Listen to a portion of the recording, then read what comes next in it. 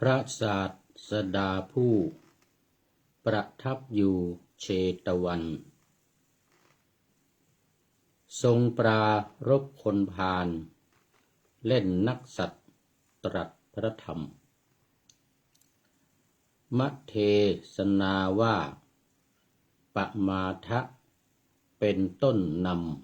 ำเรื่องราวมากล่าวย้ำประกอบธรรมบรรยายความพิสดารว่าได้ยินมาในสมัยหนึ่งเขาเป่าร้องไปซึ่งนักสัตว์ของคนพาลขอถวายความนอบน้อมแด่พระรัตนตรัยมีพระพุทธเจ้าเป็นต้นขอถวายความเคารพพระมหาเถระพระเถรานุเถระเจ้าคณะพระสังฆาธิการทั่วโลกอันมีพระเดชพระคุณพระธรรมเสนาบดีรองเจ้าคณะภาค7วัดพระธาตุดอยสุเทพเป็นต้นและขออำนวยพรแด่ท่านผู้ฟังท่านผู้ชมสาธุชนพุทธบริษัททั้งหลายวันนี้รายการธรรมทัศน์ของวัดพระธาตุดอยสุเทพอำเภอเมืองจังหวัดเชียงใหม่ออกอากาศทางสถานีวิทยุวปท2จังหวัดเชียงใหม่โดยมีร้อยเอกจำนงปัญญาวัฒโนเป็นหัวหน้าสถานีและอาตมาภาพพระครูปริยัติยานุศาสตร์เป็นผู้บรรยายเป็นประจำทุกวันตั้งแต่เวลา7:30 นาทีเป็นต้นไปจนถึง8 นาฬิกาโดยประมาณสำหรับวันนี้ก็เหมือนเดิมแต่เปลี่ยนนิดหน่อยมีการปรับปรุงนิดหน่อยคือเรื่องคอมพิวเตอร์ Facebook คอมพิวเตอร์ Facebook ขัดข้องวันนี้ไม่สามารถไลฟ์สดทางเฟซเดิมคือเฟซของสวัยเทพบุญก็เลยมาใช้เทพบุญสวัยเครื่องนี้ซึ่ง FC ทั้งหลายไม่ค่อยรู้จักนานๆมาใช้ทีหนึ่งเทพบุญขึ้นต้นเทพบุญสวัยแล้วก็มีแท็กไปที่พระครูปริยัติยานุศาสตร์นะคือแท็กมากก็ไม่ได้แท็กมากไปก็มันไม่ทำงานนะแท็บเล็ตเครื่องนี้แท็กได้ 4-5 คนแล้วก็ถ้ามีเวลาก็ส่งให้ทางเฟซทางไลน์สำหรับ FC เก่าๆซึ่งไม่มีใน Facebook นี้ไม่มีในเทพบุญนี้เทพบุญสวัยนี้แล้วก็บันทึกเสียงทางคูลอีดิทส่งให้ทางสถานี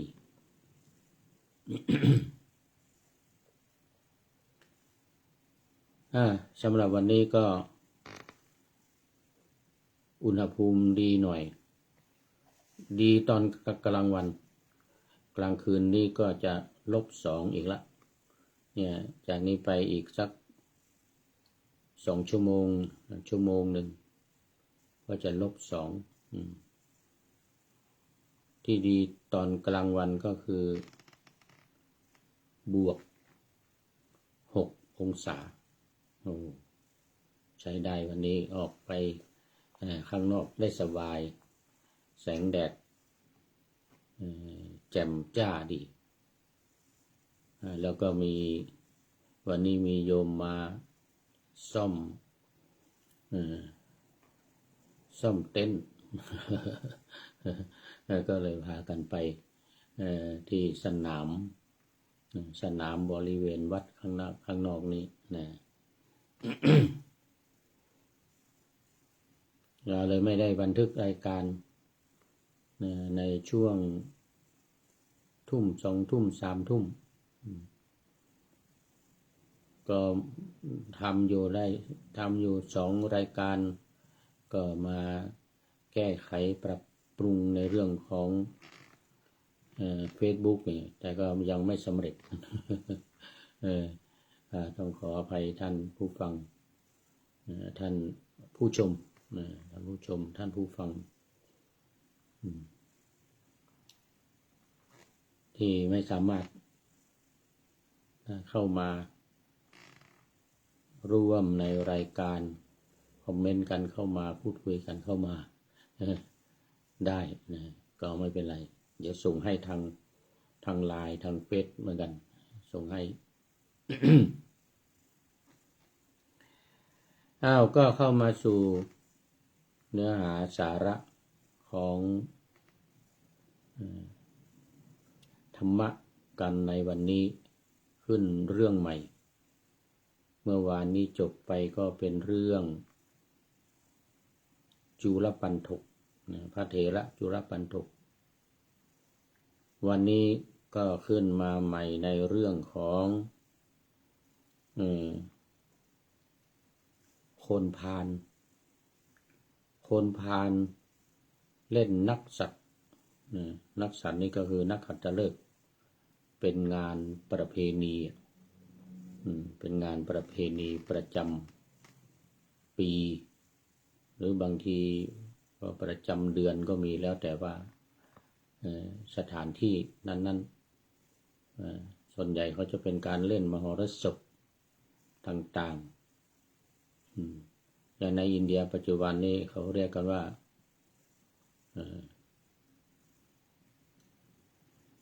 ประเพณีประเพณีอะไรลืมหมดเลย เป็นประจำทุกปีอย่างเงี้ยแต่นี่เป็นของคนพาลเขามีอย่างนั้นด้วยนะคนพาลก็มีนักสัตว์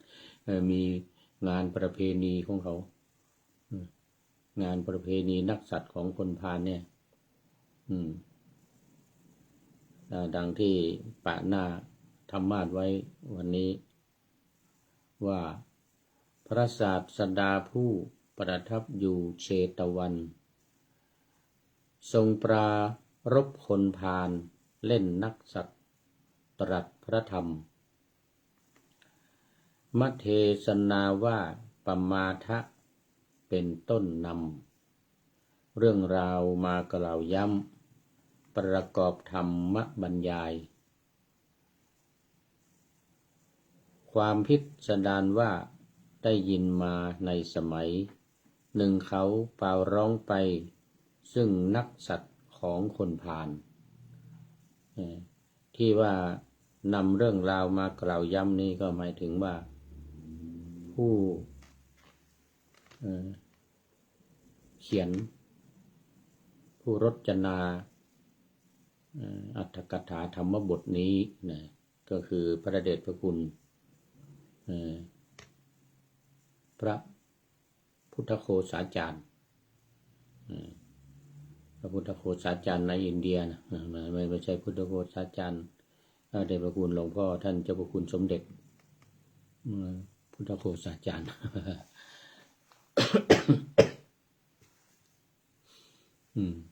ในพุทธโฆษาจารย์เรามีหลายองค์ปัจจุบันนี้อยู่วัดยานเวศกวันเดชพระคุณหลวงพ่อ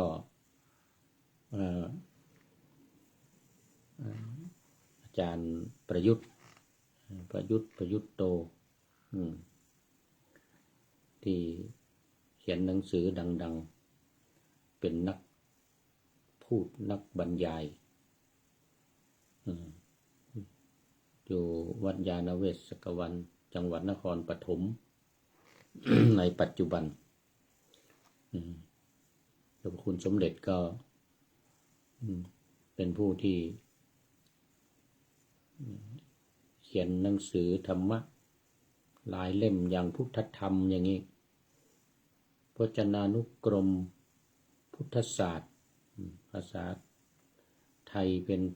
ภาษาบาลีเป็นภาษาไทยเป็นภาษาอังกฤษ3 ภาษาแต่นี่หลวงพ่อพุทธโฆษาจารย์นี่เป็นชาวอินเดียนำเรื่องราวต่างๆในพระไตรปิฎกมารจนาในชั้นอรรถกถาเรียกว่าอรรถกถาธรรมบทโดยเฉพาะนำมาจากพระสูตรอุทธกนิกายนิกายที่5ในพระไตรปิฎกคือที่1คือทีฆนิกาย2มัชฌิมนิกาย3สังยุตตนิกาย4อังคุตตรนิกายและ5ขุททกนิกายขุททกนิกายนี้เป็นเรื่องเล็กๆน้อยๆแต่มีคาถามากมีภาษิตพุทธภาษิตที่พระพุทธองค์ตรัสบ้างพระเถระพระเถรีทั้งหลายกล่าวบ้างหรือนักปราชญ์ราชบัณฑิตในสมัยโบราณกล่าวไว้ในชาดกหรือในนิทานอะไรต่างๆมาเป็นคาถาแม้แต่พญานาคก็เขียนคาถาให้ลูกสาวมาร้องเป็นเพลงอย่างนี้ก็มีดังนั้นได้อยู่ส่วนใหญ่จะอยู่ในอุทธกนิกายนี่แหละแล้วหลวงพ่อพุทธโฆษาจารย์ก็นำมาเรียบเรียงนำมาบรรยายเล่าอดีตนิทานประกอบเล่าเรื่องราวทั้งหลายประกอบอย่างในเรื่องนี้ก็เอาเรื่องของคนพาลที่เล่นนักสัตว์เล่นประเพณีประจำปีงานประจำปีงานรื่นเริง เป็นงานรื่นเริงแต่เป็นงานรื่นเริงของคนพาลทำยังไงอันนี้กล่าวว่าเมื่อมีการประกาศเล่นนักสัตว์ของคนพาลเนี่ยก็เล่นพากันไปยืนด่ากล่าวคำพูดที่ไม่เป็นของสัตบุรุษเป็นเขาบอกว่าเป็นคำพูดของอสัตบุรุษนะเช่นสัตบุรุษจะกล่าวคำพูดจาที่อ่อนหวานไพเราะ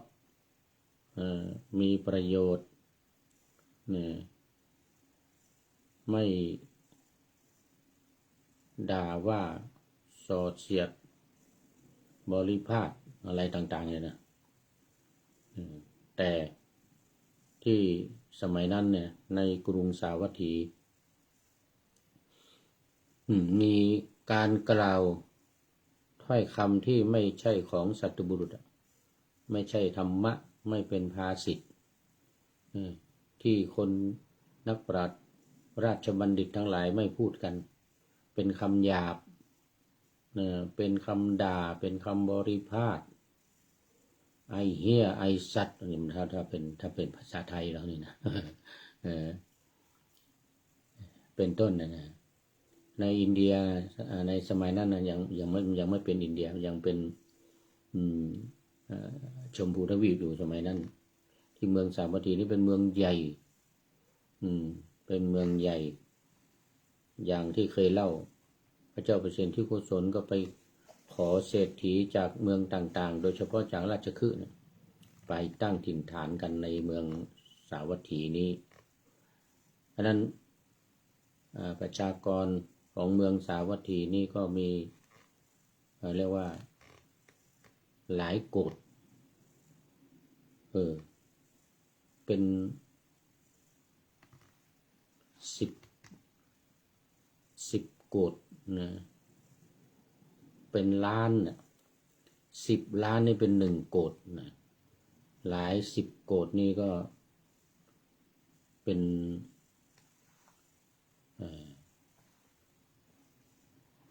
100 ล้านนะเป็น100 ล้านคราวนี้มีในนี้บอกว่ามีที่เป็นอริยบุคคลเนี่ยนะเป็นอริยบุคคลคือเป็นโสดาบันเป็นต้นสกทาคามีอนาคามีจนถึงเป็นพระอรหันต์ที่เป็นพระบ้างเป็นฆราวาสก็มีเนี่ยนะโสดาบันนี่เยอะเลย5 โกฏในเมืองสาวัตถีเนี่ยมี5 โกฏก็คือ50 ล้าน50 ล้านคน50 ล้านเนี่ยเป็นอริยบุคคลเป็นพระก็เป็นมีแต่ฆราวาสเป็นส่วนใหญ่อย่างเป็นโสดาบันสกทาคามีอนาคามีเนี่ยยังอยู่บ้านครองเรือนมีลูกมีเมียมีครอบครัวอยู่ในบ้านในเรือนเนี่ยอย่างเศรษฐีอนาถบิณฑิกะเศรษฐีเนี่ยระดับเศรษฐีระดับนี้มีจำนวนมากเป็นหมื่นเป็นหมื่นครอบครัวเป็นหมื่นเศรษฐีนะในเมืองสาวัตถีนะที่นับถือพระพุทธศาสนาฟังเทศน์ฟังธรรมของพระศาสดาเสร็จแล้วก็ได้บรรลุธรรมกันเป็นอริยบุคคลกัน5 โกฏในนี้ในเรื่องนี้ว่าไว้ทีนี้ในจำนวน5 โกฏเนี่ยโอ้เดือดร้อนมากเพราะว่าตนเองเป็นอริยบุคคลส่วนที่แสดงนักสัตว์นะเป็นไม่ใช่อริยบุคคลเนี่ยไม่ใช่สัตบุรุษนะคำพูดที่เขาใช้กันเขาจะไปยืนอยู่ที่ไปตามหมู่บ้านต่างๆถ้ามีสนามใหญ่ๆก็ขึ้นจัดเวทีขึ้นก็ด่าตะโกนด่าพ่อด่าแม่ด่าโคตรเง่าสักการะอะไรพวกนั้นนั่นนะเย็ดพ่อเย็ดแม่อะไรคำอะไรที่มันเป็นคำหยาบเป็นคำส่อเสียดเป็นคำด่าว่าเปรียบเปรยทั้งหลายเนี่ยนะก็จะค้นกันมาว่าเนี่ยหมู่คนพาลทั้งหลายเนี่ยนะตีเกาะเคาะกลองมีดนตรีมีอะไรเล่นกันมาด้วยแล้วก็ถ้าร้องเป็นเพลงก็เป็นเพลงที่หยาบคายเป็นเพลงที่ฟังกันไม่ได้แต่พวกนี้ต้องทำเพราะว่าคนพาลมันก็มีเยอะบัณฑิตมีมากคนพาลก็มีเยอะคนที่เป็นอริยบุคคลที่ว่า5 โกฏเนี่ยมันยังน้อยกว่าว่าคนอื่นที่ไม่บรรลุที่นับถือลัทธิอื่นศาสนาอื่นก็มีเยอะนี่ก็มีคนพาลเยอะเนี่ยหมู่นี้ไม่สนใจเรื่องธรรมะธรรมโมด่าลูกเดียวว่าลูกเดียวไปยืนหน้าบ้านตะโกนเข้าไปในบ้านบ้านเศรษฐีบ้านของใครก็ทำอริยบุคคลบุคคลนี่ไปด่าหมดไปว่าหมดจนอริยบุคคลทั้งหลายมีอนาถบิณฑิกะเศรษฐีนางวิสาขาเป็นต้นเลยนะก็ส่งเรื่องส่งข่าวเนี่ยบอกไปในวัดเชตวันบอกกราบทูลไปถึงพระพุทธเจ้าให้บอกภิกษุสงฆ์ทั้งหลายสามเณรทั้งหลายภิกษุณีภิกธรรมเนรีทั้งหลายอยู่ในวัดอย่าออกมาในบ้านไม่เป็นสิริมงคลเหมือนกันไม่รู้ว่าไปด่าหน้าวัดเชตวันบ้างหรือเปล่านะน่าจะมีเพื่อน หน้าประตูเลยไม่เข้าไปในบ้านหน้าประตูบ้านกันด่าเสร็จแล้วทำยังไง ขอสตังค์ด้วยนี่เรื่องมันน่ะขอสตังค์จัดงานนี่แหละว่างั้นน่ะอันนี้ก็คนทั้งหลายก็ทำยังไงแก้รำคาญมายืนมาด่าหน้าบ้านมาขอสตังค์ก็ให้ไป1 ครึ่งกหาปณะบ้างเป็นเล็กๆน้อยๆเป็นเศษสตังค์อะไรให้ไปแก้รำคาญนะถ้าให้น้อยก็ด่าอีกด่าว่าด่าอยู่แล้วมาด่าอยู่แล้ว มากล่าวคำพรุษสวัสดิ์อยู่แล้วเนี่ยก็เขาให้ตังไปก็ให้น้อยก็ด่าอีกแต่ก็ต้องไปให้แล้วก็ต้องไปไม่ว่าจะมากจะน้อยเพราะว่าคนมันเยอะนี่ในเมืองคนมันเป็นหลายล้านเป็น10 ล้านในเฉพาะอริยบุคคลนี่ก็5 โกฏ5 โกฏมันก็หลายโกฏแต่เป็น10 โกฏ20 โกฏก็ไปทุกบ้านทุกหมู่บ้านทุกหลังคาเรือนหน้าประตูบ้านเขาพวกนี้มันก็เยอะมันก็กระจายกันไปไงจ่ายกัน7 วันใช้เวลา7 วันขอสตังค์ด้วย ขอสตังค์ด้วยด่าด้วยว่าสเพเหระคำใต้เสื้อใต้ผ้าคำนี่ไม่เป็นมงคลทั้งหลายเนี่ย คำไม่เป็นมงคลทั้งหลายก็แม้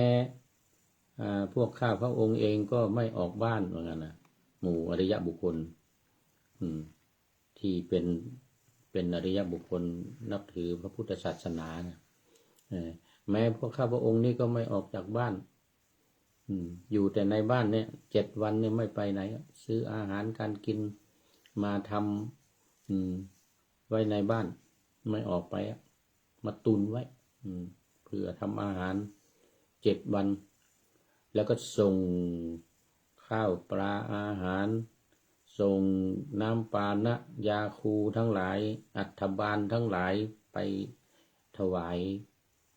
พระพุทธเจ้าพระภิกษุสงฆ์สามเณรสามเณรีในวัดให้คนเอาไปทำในบ้านให้คนเอาไปยิ่งอนาถบิณฑิกาเศรษฐีก็ทำโรงทานอยู่แล้วทำโรงทานแต่โรงทานนั่นก็ยังทำอยู่นะโรงทานยังทำอยู่แต่ว่าพระไม่มาแล้วบอกไปในวัดพระไม่ต้องมาไม่ต้องมาฟังคำที่เป็นอัปมงคลใต้เสื้อใต้ผ้าคำด่าคำว่าบริพาททั้งหลายยิ่งเห็นพระออกมายิ่งจะด่าใหญ่เลยยิ่งจะด่าใหญ่เลยเพราะมันตรงกันข้ามกับเขาตรงกันข้ามกับพวกเขาเหมือนกับในทางตะวันตกเนี่ยทางยุโรปอเมริกานี่นะมีหมู่เขาเรียกว่าหมู่ที่ออกมาเดินขบวนออกมาทำเป็นงานประเพณีของเขาคือหมู่เขาเรียกว่าพวกหลากหลายทางเพศพวกหลากหลายทางเพศก็ออกมาแสดงกิริยาอาการท่าทางสะดุ้งกระรุ่งตุ้งติ้งหมู่กระเทยทั้งหลายนะเขาจะมีวันเขามีวันแสดงรู้สึกว่าจะมี1 วันหรือติดต่อกัน3 วัน5 วันด้วยนะสมัยหนึ่งมันนานมาแล้วเมื่อสัก20 กว่าปีมาแล้วเนี่ยอาตมาไปที่อเมริกานะแต่มาเยอรมันนี่ยังไม่เห็นนะไปที่อเมริกาตอนนั้นมันเป็นหน้าร้อนเดือนพฤษภาคมนะเดือนน่าจะเป็นช่วงนั้นนะช่วงมหาวิทยาลัยปิดเทอมปิดเทอม ช่วงเดือนเมษาเราจะปิดเทอมกันเดือนมีนาใช่ไหมมีนาเมษานี่แหละเดือนมีนาเมษาโอ้เป็นขบวนใหญ่เต็มถนนเลยพวกรักต่างเพศเดี๋ยวก่อนรักเพศเดียวกันพวกเพศเดียวกันแต่งงานผู้ชายแต่งงานผู้ชายผู้หญิงกับผู้หญิงอย่างเงี้ยก็แต่งหน้าแต่งตาโอ้แต่งตัวอะไรต่างๆแล้วก็ตะโกนร้องไปเต้นรำทำเพลงไปตามถนนนั่นในอเมริกานะ แต่ไม่ถึงไม่ขนาดนี้นะเขาไม่ได้ด่าใครนะเขาไม่ได้ด่าใครหรอกอันนี้เปรียบเทียบเหมือนกับว่าเป็นประเพณีของเขาว่าเขาทำกันเป็นประจำเลยนะอันนี้แต่ปีนี้รู้สึกจะลำบากละน่าจะทำไม่ได้แล้วหน้าร้อนหน้าเนี่ยเพราะว่าประธานาธิบดีทรัมป์ประกาศไม่เอาด้วยกับหมู่รักร่วมเพศหมู่ไม้ป่าเดียวกันเนี่ยนะหมู่ชอบไม้ป่าเดียวกันอะไรหลากหลายเขาเรียกหลากหลายทางเพศคนหลากหลายทางเพศ ทำไม่เอาตอนนี้ประธานาธิบดีคนใหม่เข้ามาประกาศให้มีสองเพศเท่านั้นที่เป็นครูเป็นทหารเป็นอะไรที่ทำงานอยู่ในที่ต่างๆปลดออกหมดไล่ออกหมดไม่เอาหมู่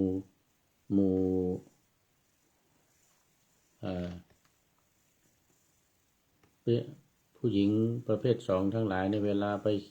เขียนที่ไหนหรือไปอะไรที่ไหนตอนเนี้ยเป็นผู้ชายก็ต้องเขียนผู้ชายผู้หญิงก็ต้องเป็นผู้หญิงให้มีสองเพศ ให้มีสองอย่างเท่านั้นในวงการงานทั้งหลายในสถาบันต่างๆวิทยาลัยมหาวิทยาลัยหรือที่ไหนก็ตามแม้แต่ทหารที่ได้รับกันมาผู้ชายเป็นผู้หญิงก็รับนี่นะโอ้ดูไปดูมาจะหมดเวลาแล้ว จะหมดแล้วเดี๋ยวมานี่ก่อนมานี่เดี๋ยวหมดเวลานี่พอเสร็จเรียบร้อยแล้วครบ7 วันนะก็นิมนต์พระสงฆ์มีพระพุทธเจ้าเป็นประธานไปในหมู่บ้านได้ละนิมนต์ไปรับภัตตาหารบิณฑบาตนิมนต์พระพุทธเจ้าไปด้วยก็กราบทูลพระพุทธเจ้าเรื่องราวต่างๆเหล่านี้เหมือนเมื่อกี้เนี่ยเหมือนที่ว่าเมื่อกี้นะพระพุทธองค์ก็จึงตรัสว่ากิริยาของพวกคนพาลผู้มีปัญญาสามย่อมเป็นเช่นนี้ว่างั้นนะส่วนผู้มีปัญญาทั้งหลายรักษาความไม่ประมาทไว้เหมือนทรัพย์อันเป็นสาระบรรลุสมบัติคืออมตะมหานิพพานนะอันนี้คือคนไม่ประมาทเสร็จแล้วพระองค์ก็ตรัสเป็นคาถาว่าเหมือนที่ว่าไว้ข้างต้นนะธรรมเทศนาว่าปมาทะมนุยุนชันติพาลาทุมเมทิโนชนาเป็นต้นนั่นในภาษาบาลีซึ่งก็แปลได้ใจความว่าพวกชนพาลผู้มีปัญญาสามย่อมประกอบเนืองซึ่งความประมาทส่วนผู้มีปัญญาย่อมรักษาความไม่ประมาทไว้เหมือนทรัพย์อันประเสริฐท่านทั้งหลายอย่าตามประกอบความประมาทอย่าตามประกอบความเชยชิดด้วยความยินดีในกามเพราะว่าผู้ไม่ประมาทแล้วเพ่งพินิจอยู่ย่อมบรรลุสุขอันไพบูลย์หมดเวลาพอดี จบพระธรรมเทศนาคนทั้งหลายก็ได้บรรลุธรรมกัน มีโสดาบันเป็นต้นพระธรรมเทศนาก็เป็นประโยชน์เป็นอันมากวันนี้ก็ต้องขอนำรายการ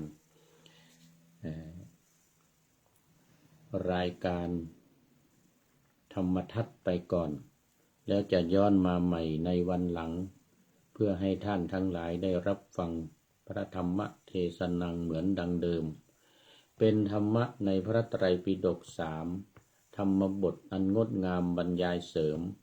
อธิบายใจความเหมาะมาต่อเติมยกนิทานดั้งเดิมเสริมบทธรรมขอทุกท่านสุขกายสบายใจปรารถนาสิ่งใดอันเลิศล้ำจงเพิ่มพูนตามบุญงามและตามกรรมที่ได้บำเพ็ญไว้ทุกประการขอเจริญพร